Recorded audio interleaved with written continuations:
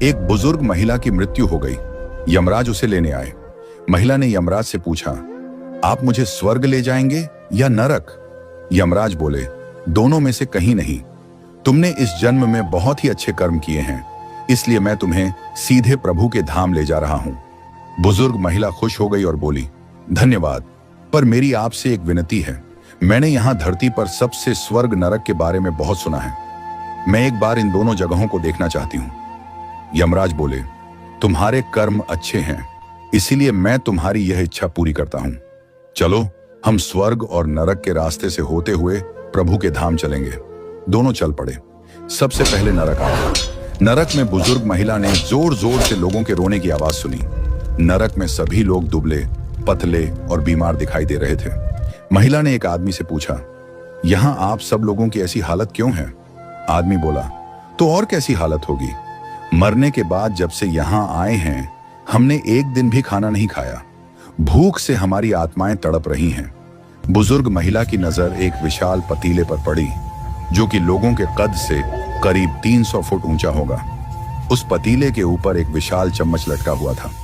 उस पतीले में से बहुत ही शानदार खुशबू आ रही थी। बुजुर्ग महिला ने उस आदमी से पूछा, इस पतीले में क्या है? आदमी मायूस होकर बोला, यह पतीला बहुत ही स्वादिष्ट खीर से हर समय भरा रहता है।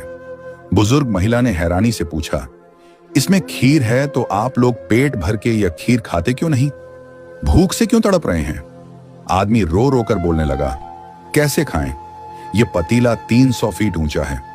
हम में से कोई भी उस पतीले तक नहीं पहुंच पाता। बुजुर्ग महिला को उन पर तरस आ गया और सोचने लगी, बेचारे खीर का पतीला होते हुए भी भूख से बेहाल हैं।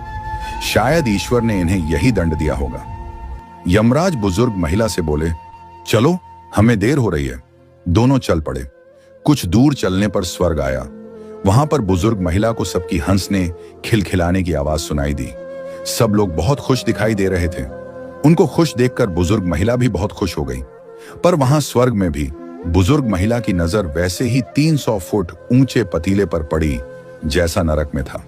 उसके ऊपर भी वैसा ही चम्मच लटका हुआ था। बुजुर्ग महिला ने वहां लोगों से पूछा, इस पतीले में क्या है?